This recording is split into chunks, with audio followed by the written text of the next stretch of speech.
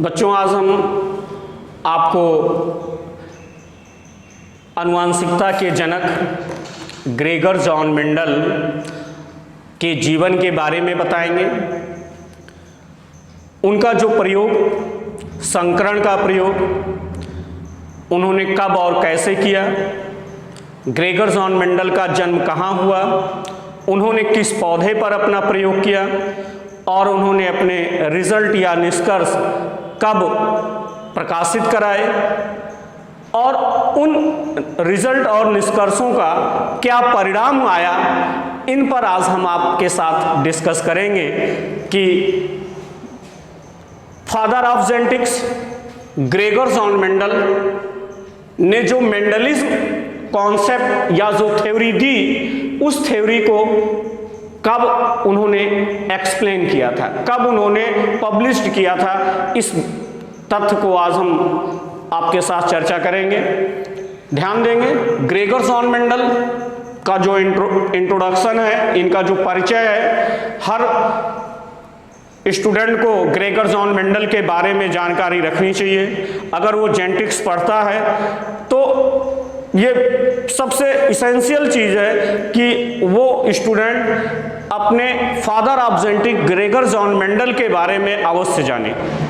तो आपको एक संक्षिप्त जानकारी मैं ग्रेगर जॉन मेंडल के बारे में दे रहा हूँ, जो आपके लिए काफ़ी लाभकारी होगा विभिन्न कंपटीशन और आपके इंटरमीडिएट के एग्ज़ाम के लिए। यूजली ग्रेगर जॉन मेंडल 22 जुलाई 1822 को ऑस्ट्रिया देश के हीजेनड्राफ प्रांत के सेलेसिया गांव में पैदा हुए थे। ऑस्ट्रिया देश के हीजेनड्राफ प्रांत के सिलेसिया गांव में 22 जुलाई 1822 को ग्रेगर जॉन मेंडल का जन्म हुआ था। इनका जीवन काफ़ी निराशापूर्ण, कठिनाई युक्त और गरीबी से बीता। जैसा जानकारी मिलती है कि लाइफ इनकी disastrous, poor and difficulty full थी। बहुत सारे तरीके के इनको स्ट्रगल करनी पड़ी अपनी एजुकेशन से लेकर के और अपने जीवन यापन से संबंध से लेकर के, क्योंकि एक साधारण माली परिवार के घर में ग्रेगर जॉन मेंडल का, यानी प्रारंभिक नाम इनका जॉन मेंडल था। जॉन मेंडल का जन्म एक साधारण माली परिवार में हुआ था, सिलेसिया गांव में। प्रारंभिक पढ़ाई इन्होंने ब्राउन पब्लिक स्कूल से की थी। इसके बाद 1843 में मेंडल को ऑगस्टियन मोंटेसरी में पादरी या मॉन्क, एक गिरजाघर में पादरी के रूप में इनको नियुक्त किया गया, जहां इन्हें ग्रेगर की उपाधि मिली। ग्रेगर जॉन मेंडल बने। 1843 में मेंडल ऑगस्टियन मोनास्ट्री में एक पादरी के रूप में, एक मॉन्क के रूप में अपना जीवन शुरू किया। साथ ही 1851 से 1853 में मेंडल को प्रकृति से बड़ा लगाव था, इसलिए इन्होंने 1851 से 1853 के बीच में मेंडल ने वियना विश्वविद्यालय, ऑस्ट्रिया के वियना यूनिवर्सिटी से मैथमेटिक्स एंड नेचुरल साइंस का अध्ययन किया। मैथमेटिक्स एंड नेचुरल साइंस में इन्होंने डिग्री ली। देन 1862 में Gregor John Mendel founder member बने ब्राउन नेचुरल साइंस सोसाइटी के एक सदस्य बने। इसी के साथ ये जब गिरजाघर में थे तो उसी समय इनके मस्तिष्क में पौधों के, जंतुओं के अंदर पाई जाने वाली विभिन्न प्रकार की विविधताओं को जानने की, उनके लक्षणों को समझने की, उनके लक्षणों को जानकार प्राप्त करने के लिए, उनके लक्षणों का कारण पता करने के लिए इनके मस्तिष्क में एक विचार आया और वो विचार संकरण का था। इसके संदर्भ में इन्होंने, ग्रेगर जॉन मेंडल ने 1856 से 1853 के बीच में 7 वर्षों तक, आप याद रखोगे, मेंडल ने अपना एक्सपेरिमेंट कंटिन्यू 7 इयर्स किए। 7 वर्षों तक 1856 से 1853, 1856 से 1863 के बीच में 7 वर्षों तक लगातार इन्होंने अपने एक्सपेरिमेंट करते गए, पीढ़ी दर पीढ़ी एक्सपेरिमेंट को करते गए, गणित और सांख्यिकी का भरपूर प्रयोग किया, बड़े बड़े आंकड़ों को, उनके डेटा को समराइज किया और उनके सही अनुपात बताए इन्होंने, क्योंकि इन्होंने सबसे पहले दुनिया में बायोलॉजी के अंदर मैथमेटिक्स को यूज किया, स्टैटिस्टिक्स को यूज किया, जिससे आंकड़ों को बताने में सुविधा मिले। और 7 वर्षों तक काम करने के बाद 1866 में ग्रेगर जॉन मेंडल ने अपना निष्कर्ष यानी रिजल्ट प्रकाशित किया। ग्रेगर जॉन मेंडल ने अपना रिजल्ट प्रकाशित किया एक पत्रिका में। उस पत्रिका का नाम था, जो जर्मन भाषा में पत्रिका थी, जर्मन भाषा की, जर्मन लैंग्वेज में वो पत्रिका थी, जिसे नेचर फॉरकेंडर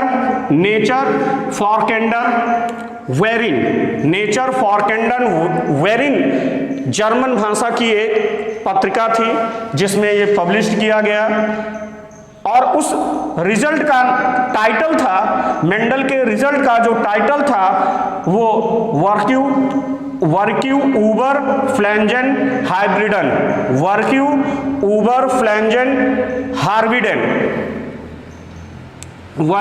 ऊबर फ्लैंजन हाइब्रिडन, अर्थात यह सेंटेंस भी जर्मन भाषा का सेंटेंस था, जिसका अंग्रेजी अनुवाद experiment in plant hybridisation, experiment in plant hybridisation अर्थात संकरण, पौधों में संकरण का प्रयोग, ये टाइटल था मेंडल के एक्सपेरिमेंट का। ये टाइटल था एक्सपेरिमेंट इन प्लांट हाइब्रिडाइजेशन, पौधों में संकरण के प्रयोग को इन्होंने 1866 में प्रकाशित कराया। दुर्भाग्यपूर्ण, मेंडल के एक्सपेरिमेंट के पब्लिश्ड होने के बाद उस समय कोई ऐसे संसाधन नहीं उपलब्ध थे जिससे मेंडल के एक्सपेरिमेंट का ज़्यादा से ज़्यादा प्रचार हो पाता, पूरी दुनिया के वैज्ञानिक इसको देखते।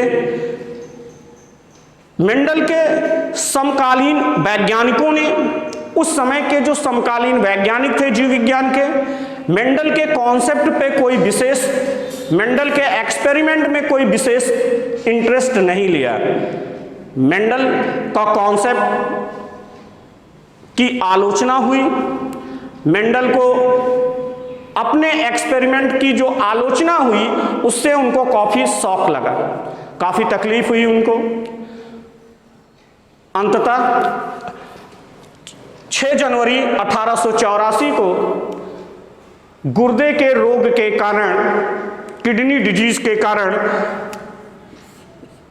ग्रेगर जॉन मेंडल की डेथ हो गई। किडनी के रोग के कारण ग्रेगर जॉन मेंडल 6 जनवरी 1884 को स्वर्गवासी हो गए। इस प्रकार मेंडल को अपने जीवन काल में अपने एक्सपेरिमेंट का कोई लाभ नहीं प्राप्त हुआ। यह एक बड़ा दुर्भाग्यपूर्ण रहा उस समय के लिए, मेंडल के लिए। इस प्रकार मेंडल के मरने के बाद ग्रेगर जॉन मेंडल 1884 में इनकी मृत्यु हो जाती है। इनकी मृत्यु के बाद 16 साल बाद मेंडल की मृत्यु के 16 साल बाद मेंडल के एक्सपेरिमेंट को कुछ वैज्ञानिकों ने रिवाइज किया। मेंडल के after death of Mendel 16 years बाद, 16 साल बाद 3 अलग अलग कंट्री में अलग अलग वैज्ञानिकों ने जेनेटिक्स से रिलेटेड कुछ एक्सपेरिमेंट किए। उनके नाम ध्यान देंगे, कार्ल कॉरेंस,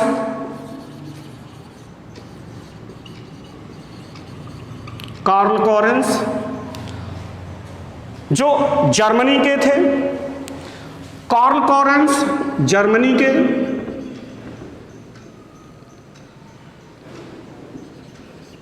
इन्होंने मक्के के पौधे पर अपना एक्सपेरिमेंट किया। कार्ल कॉरेंस ने मक्के के पौधे पर अपना एक्सपेरिमेंट किया। साथ ही दूसरे वैज्ञानिक हुगो डिब्रीस,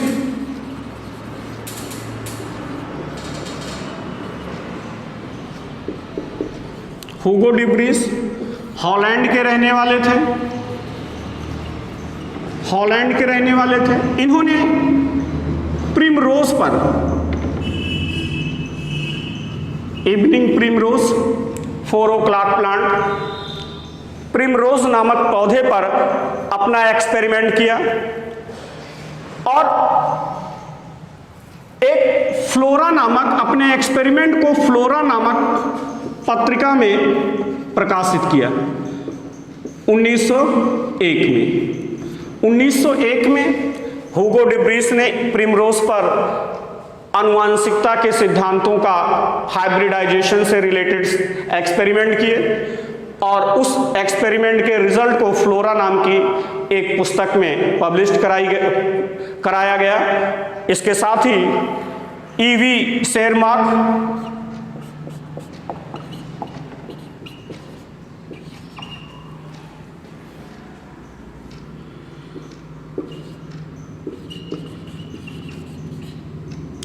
शेरमार्क, जो ऑस्ट्रिया के रहने वाले थे, मेंडल के ही देश के रहने वाले थे, इन्होंने अपना एक्सपेरिमेंट विभिन्न प्रकार के पुष्पी पौधों पर किया। आनुवांशिकता के सिद्धांतों का प्रयोग विभिन्न प्रकार के पुष्पी पौधों पर शेरमार्क ने किया। इन तीनों वैज्ञानिकों ने अपने एक्सपेरिमेंट को सन 1900 में किया, मेंडल के मरने के 16 साल बाद, और वही रिजल्ट और निष्कर्ष प्राप्त किए जिसे ग्रेगर जॉन मेंडल ने 1866 में ही प्रकाशित कर दिया था। ध्यान देंगे, ग्रेगर जॉन मेंडल ने अपने एक्सपेरिमेंट को 7 वर्षों तक किया। किस पे? गार्डन पी पे। किस पे किया? गार्डन पी पे किया, पाइसम सैटिवम पर किया। लगातार 7 ईयर्स तक अपने एक्सपेरिमेंट रिपीट करते रहे, पीढ़ी दर पीढ़ी उनका अध्ययन करते रहे और 1866 में ग्रेगर जॉन मेंडल ने एक्सपेरिमेंट को पब्लिश कर दिया। लेकिन दुर्भाग्यपूर्ण रहा, उस समय उस पर कोई फिक्सेस फोकस नहीं किया गया, ध्यान नहीं दिया गया। मेंडल की डेथ के 16 साल बाद सन 1900 में कार्ल कॉरेंस, हुगो डिब्रीस, ईवी शेरमार्क ने अलग अलग पौधों पर आनुवांशिकता के सिद्धांतों का एक्सपेरिमेंट किया और वही रिजल्ट और निष्कर्ष बताए जिसे 1866 में ग्रेगर जॉन मेंडल प्रस्तुत कर चुके थे। इस प्रकार इन तीनों वैज्ञानिकों ने मेंडल के सिद्धांत का पुनर्जागरण किया, मेंडल के सिद्धांत को फिर से पैदा किया और तब इन वैज्ञानिकों को यह आभास हुआ कि वास्तव में Gregor John Mendel he father of genetics हैं। इस प्रकार मेंडल की मृत्यु के 16 साल बाद मेंडल के सिद्धांतों का पुनर्खोज हुआ और इन तीनों वैज्ञानिकों ने मेंडल को आनुवांशिकता के जनक के रूप में प्रपोज किया। और आज आप जानते हैं कि आनुवांशिकता के जो जनक हैं वो ग्रेगर जॉन मेंडल हैं। मृत्यु के 16 साल बाद ये जो उपाधि उनको प्राप्त हुई इन 3 महान वैज्ञानिकों के खोज के आधार पे। तो इस प्रकार हमने देखा कि ग्रेगर जॉन मेंडल का जो लाइफ था काफ़ी स्ट्रगलफुल था। उन्होंने काफ़ी मेहनत के साथ 7 वर्षों तक गार्डन पी पे एक्सपेरिमेंट हाइब्रिडाइजेशन का, संकरण का, जिसे हम कृत्रिम परागण कहते हैं या क्रॉस पोलिनेशन कहेंगे, जो आर्टिफिशियल क्रॉस पोलिनेशन होता है, जिस पे हम आपको अपने अगले वीडियो में हाइब्रिडाइजेशन के बारे में बताएंगे कि मेंडल के सफलता के क्या कारण थे, मेंडल जेनेटिक्स के प्रयोग में क्यों सफल हुए, हाइब्रिडाइजेशन का प्रयोग कैसे किया गया, हाइब्रिडाइजेशन होता क्या है, इसे मैं लेकर अपने अगले वीडियो में आऊँगा। तो आज के वीडियो से आपको लाभ अवश्य मिलेगा और आप ये सीखने को पाएंगे, जानने को पाएंगे कि ग्रेगर जॉन मेंडल का जीवन काल किस तरीके से व्यतीत हुआ और उन्होंने अपने जीवन काल में हाइब्रिडाइजेशन से लेकर के, संकरण से लेकर के जो कॉन्सेप्ट दिए वो किस प्रकार दिए गए, ये जानकारी आज आपको मैंने दी।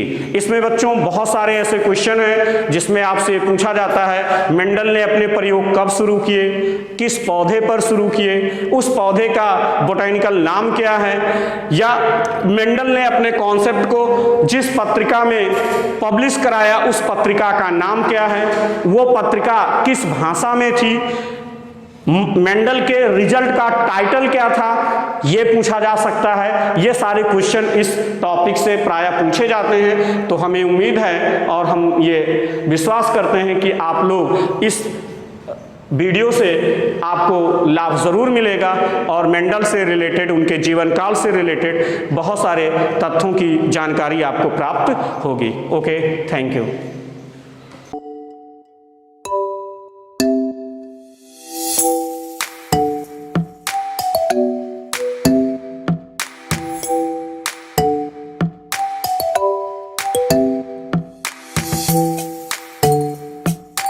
Thank you.